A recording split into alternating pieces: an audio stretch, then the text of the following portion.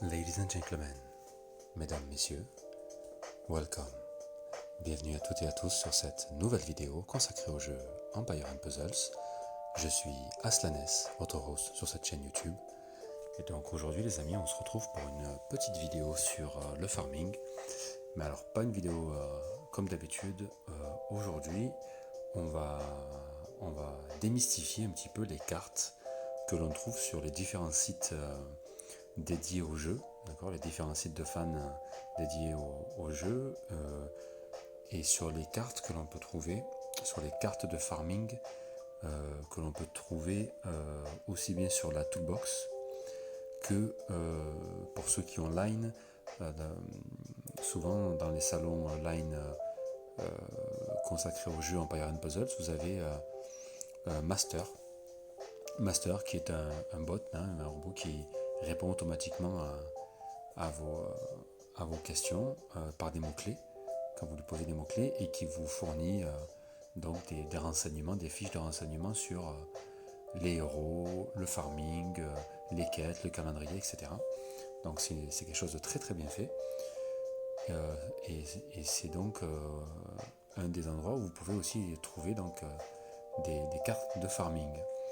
Alors, à quoi servent ces cartes de farming? Tout simplement à vous renseigner sur les différentes provinces et les saisons sur lesquelles vous pouvez trouver certains objets que vous avez besoin. Donc quand on farm, vous savez très bien, donc on farm pour l'expérience, donc pour l'XP, pour la nourriture et le fer, ça c'est une évidence, mais on farm aussi pour les matériaux, d'accord, pour donc les matériaux d'évolution et les matériaux de fabrication, principalement, d'accord. Donc ces maps, elles vous servent à vous repérer, à vous dire, voilà, mettons, si vous avez besoin de sacs à dos, d'épées d'entraînement, d'habits en lambeaux, etc. Où est-ce que je vais pouvoir aller farmer pour avoir le maximum de ces matériaux de fabrication. Donc vous avez des maps, on va les voir de suite. Alors vous avez sur la toolbox, par exemple, vous allez ici en bas sur Farming, map saison 1, et ça vous indique, vous avez donc une carte comme ça qui apparaît, donc c'est la carte de la saison 1 complète, et quand vous grossissez, vous voyez que vous avez des différents objets, différents matériaux d'évolution ou de fabrication qui apparaissent, okay, qui sont répertoriés en fonction des provinces. D'accord, donc imaginons que vous voulez des sacs à dos, et donc si vous suivez les conseils de cette map, elle vous conseille d'aller farmer la province 5. Alors elle ne précise pas quelle étape, mais globalement, si on suit les conseils de cette carte, il faut farmer la province 5 en saison 1 pour avoir des sacs à dos. Si vous voulez je sais pas, voilà, des cristaux, c'est la saison 13. Si vous voulez des manuels, des 3 étoiles rouges, c'est la saison, la province 19, etc., etc. Donc ça, c'est le premier type de carte que vous trouvez, d'accord. Sinon, vous avez également donc fourni par Master que vous trouvez dans les groupes Line, ce type de carte, d'accord, ce type de document. Donc là, vous voyez, le document, c'est Best Farm. Donc pour ceux qui ne comprennent pas l'anglais, Best Farm, ça veut dire meilleur farm. Et vous avez donc c'est un tableau classé par objet d'évolution, objet de fabrication. Expérience, donc monde, nourriture, fer. D'accord, ça classe tous les matériaux de fabrication et d'évolution. 1 étoile, 2 étoiles, 3 étoiles, 4 étoiles. Et en fonction des saisons, d'accord, le meilleur endroit pour aller les chercher. Ok, donc sur la saison 1, on va reprendre les sacs à dos, d'accord, qui est sac à dos, épée d'entraînement, donc sac à dos, c'est les kits d'aventurier. C'est principalement ce qui est le plus. Donc, si on se réfère à ce document, le meilleur endroit pour avoir des kits d'aventuriers, donc des sacs à dos. C'est la saison 2, 1.8 en difficile. En saison 1, c'est le 5.8. Saison 2, 1.8. Saison 2, pendant l'essor de l'Atlantide, donc c'est le province 1, étape 2. Et en 3, c'est le 11, et province 11, étape 2, en difficile. Donc moi j'ai pris, pour l'instant on va rester sur quelque chose de très simple et d'accessible à tout le monde, qui est la saison 1, et voilà, ce document. Pareil pour les épées d'entraînement, en saison 1, ce serait donc l'étape 4-6 qui rapporterait le plus. D'accord ? Et donc ça, c'est des documents qui sont très souvent demandés par les joueurs dans les groupes line ou dans le jeu pour savoir où est-ce qu'ils doivent aller pour faire. Ce que j'ai fait, c'est que j'ai testé. D'accord ? J'ai testé ces provinces. Et comme vous le voyez, donc, tout à l'heure, on a vu pour les épées d'entraînement, la saison 1, 4-6. Alors, je l'ai fait plusieurs fois. J'ai pas mis, donc là vous n'allez pas voir toutes les parties que j'ai faites, hein, j'en ai quelques-unes, mais globalement, sur la 4-6, je me suis arrêté très rapidement. Pourquoi ? Parce que comme vous le voyez, ici, ici, ici, et là, d'accord, sur 5 parties différentes, 5 parties qui coûtent quand même 3 énergies d'empire, hein, j'ai reçu une épée. D'accord ? Je vous remontre. D'accord ? Donc, 1, 2, 3, 4, 5 parties. J'ai reçu une épée. Et si je me réfère encore donc, au document de tout à l'heure, il se trouve que on vous conseille de faire le 4-6, la province 4, étape 6, pour avoir des épées d'entraînement. Allez, donc ça c'est déjà un premier indicateur qui devrait vous mettre la puce à l'oreille sur là où je veux en venir. Ensuite, on nous dit que pour les... Pardon, je reprends. On nous dit que pour les sacs à dos, c'est la province 5, étape 8. De la même manière. Ici, les sacs. Donc voilà, j'ai pas mis toutes mes parties. Mais globalement, donc 2 sacs à dos. 1, 1, 3. 1, 1, 1. Pas du tout. 1, 1, 2. Ok.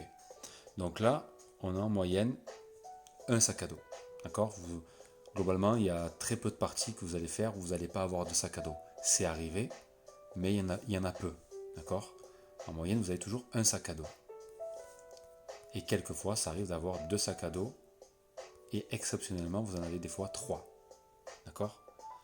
Maintenant, est-ce que ça veut dire que c'est la meilleure étape à farmer pour avoir des sacs à dos ?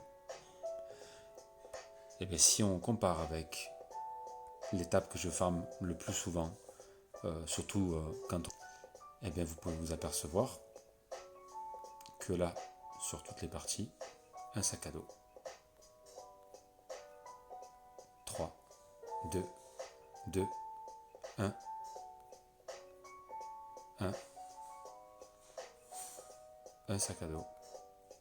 Alors, souvent, faut que je précise, hein, ici, on retrouve, des fois, c'est... voilà. Des fois, c'est la même partie, en fait. Parce que du coup, j'essaie de prendre en capture d'écran tous les matériaux que j'ai. Donc, des fois, même si on en loupe... vous voyez, par exemple, ici... Voilà, ici, sur une même partie, c'est ce que j'ai obtenu, en fait. Tout ça. Pardon, ces deux-là. Hop, et hop. D'accord ? Donc là, on en a un. Et ça, c'est juste avant celle-là. D'accord ? Donc là, j'en ai 2. 1, 1, 3. D'accord ? Donc globalement, si vous regardez bien, la plupart du temps, vous avez exactement les mêmes récompenses en fonction des étapes que vous allez farmer. Pareil pour la 8-4, qui est une saison qui est très souvent farmée.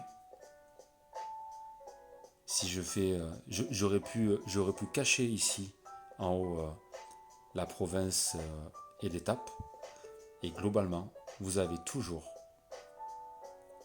les mêmes objets, des épées, d'accord, des sacs à dos, des os, des fers, tout ça, etc., etc. D'accord? Donc ça veut dire que si vous vous référez aux cartes de farming, ici, pour avoir un objet en particulier, vous allez gaspiller pour la simple et bonne raison que toutes ces cartes que vous voyez ne sont pas des cartes proposées par Empire & Puzzles, mais sont tout simplement des cartes proposées par les fans du jeu. D'accord?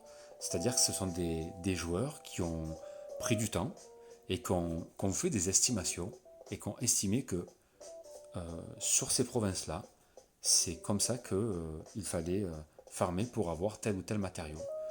Or, et j'ai contacté les créateurs de la Toolbox pour en avoir une confirmation, pour savoir si les cartes de farming, c'est eux qui les avaient établies précisément ou pas. Et pareil, en fait, pas du tout. Ils ont la gentillesse de me répondre en m'expliquant qu'en fait, les cartes qu'ils fournissaient sur la Toolbox provenaient principalement des forums de fans du jeu. Et donc, c'est exactement là aussi que prend ces cartes Master sur Line. En fait, tout provient d'une communauté de fans, d'accord, du jeu, qui prennent du temps pour faire ces cartes, pour faire ces estimations. Mais ces cartes sont erronées. Elles étaient peut-être à jour à une certaine époque, il y a quelques années en arrière, au début du jeu. Aujourd'hui, c'est terminé. Donc si vous vous focalisez sur la carte saison 1 et que vous voulez absolument des sacs à dos, je vous déconseille fortement de farmer la province 5. Pareil pour les épées, je vous déconseille fortement la saison 4. Farmez, n'oubliez pas de farmer la province et l'étape qui sont le plus rentables en termes d'XP par rapport de gain d'XP par rapport à l'énergie de guerre, enfin l'énergie d'empire dépensée, d'accord, puisque ça reste pour moi le plus important. Et derrière, les matériaux de fabrication et d'évolution au niveau des récompenses sont complètement aléatoires, d'accord, complètement. C'est-à-dire que moi qui farme principalement la province 12 étape 9, même des matériaux d'évolution et de fabrication rares, comme les guides de combat 3 étoiles, les écritures obscures, ici les pierres d'Orichalque et les fragments de météorites, tout ce que vous voyez là, regardez, j'en ai quand même un petit paquet, tout ça provient principalement de l'étape 12, de l'étape 9 en province 12. De la même manière que tous les sacs à dos que vous voyez ici, les épées d'entraînement, les trois quarts, un peu plus des trois quarts proviennent de ces étapes, puisque c'est ce que je farme le plus. D'accord? Donc les habits en lambeaux c'est pareil, les manuels d'entraînement c'est pareil. Donc faites très attention, d'accord, au niveau du farming. Surtout, je vous déconseille de vous focaliser sur les cartes faites par les fans du jeu que vous allez retrouver dans les groupes Line ou que vous allez retrouver sur la Toolbox ou sur les sites internet, etc. Puisque ce sont malheureusement des cartes qui aujourd'hui ne sont plus d'actualité et sont complètement erronées. D'accord, puisqu'il y a au niveau des récompenses, une, une grosse partie de l'aléatoire au niveau des récompenses. Ça change constamment, mais de manière générale, vous avez... Alors quand je dis ça change constamment, je veux plutôt dire que ça, vous retrouvez les matériaux d'évolution et de fabrication dont vous avez besoin dans les étapes qui vous rapportent le plus d'XP, de fer, de jambon, de recrues et de héros 1 étoile ou 2 étoiles.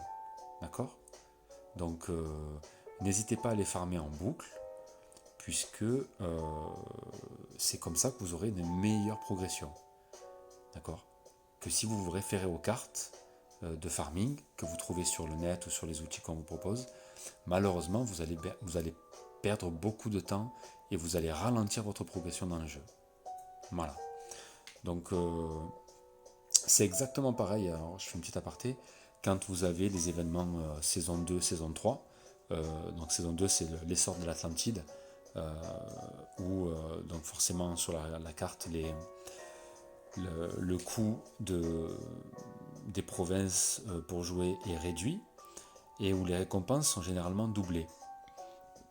C'est le meilleur moment pour les farmer, mais c'est pareil, souvent on vous dit le mieux pour avoir tel ou tel matériau, c'est d'aller, ou telle recrue, le nombre de recrues, c'est d'aller sur telle ou telle province ou telle carte.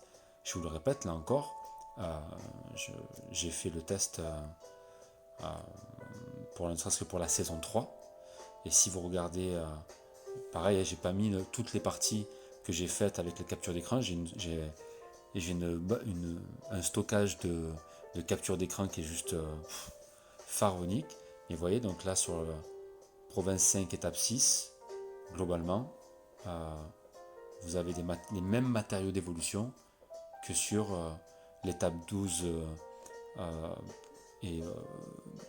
la province 12, étape 9 en saison 1, sauf que vous en avez plus, d'accord, ou la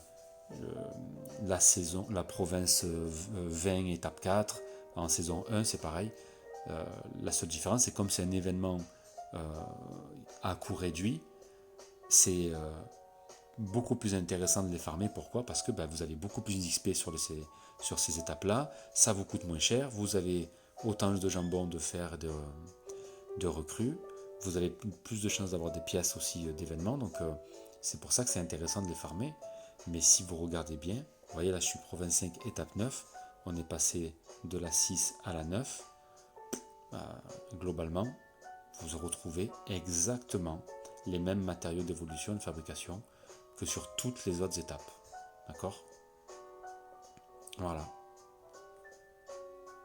Donc, on tourne un petit peu en rond, et de toute manière, il n'y a pas de meilleure province ou meilleure saison, meilleure province ou meilleure étape pour farmer, pour avoir des os, pour avoir des sacs à dos, des habits en lambeaux, voilà.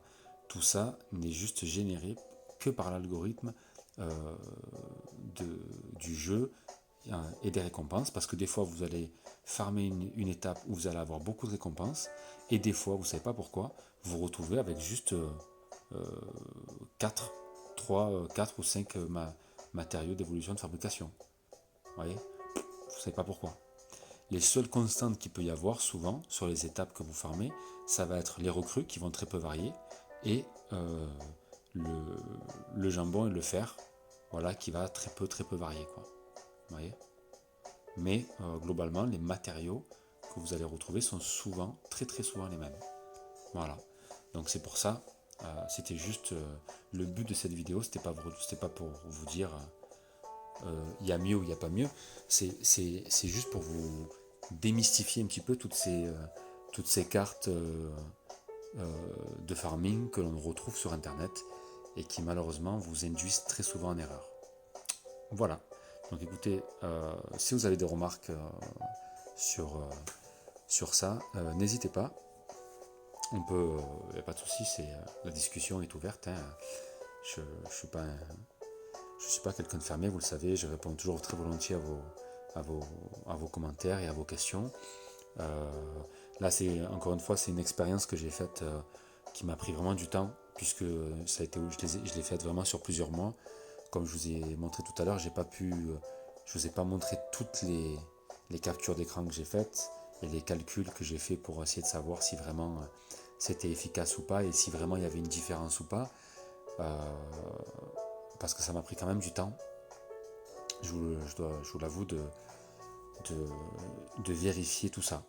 Étape par étape, il m'a fallu mes deux comptes pour essayer de le faire un peu plus rapidement et de voir ce que ça pouvait donner.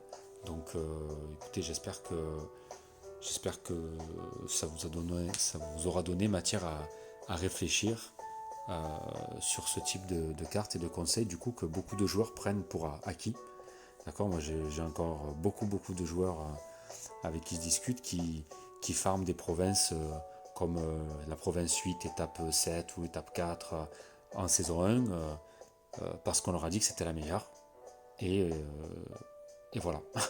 Et donc ils ne cherchent pas à comprendre, ils ne cherchent pas à savoir finalement pourquoi, euh, d'où vient l'information. Et du coup, bah, c'est un gros manque à gagner de ressources quand on farme les saisons qui sont le moins rentables en fait. D'accord. Donc voilà. Écoutez les amis, sur ce, je vais vous laisser. C'est bientôt l'heure de préparer les prochaines GDA. Donc c'est le week-end, profitez-en aussi pour vous amuser, pour kiffer. Et puis quant à moi je vous dis à très vite pour une prochaine vidéo sur Empire and Puzzles. Allez, bye.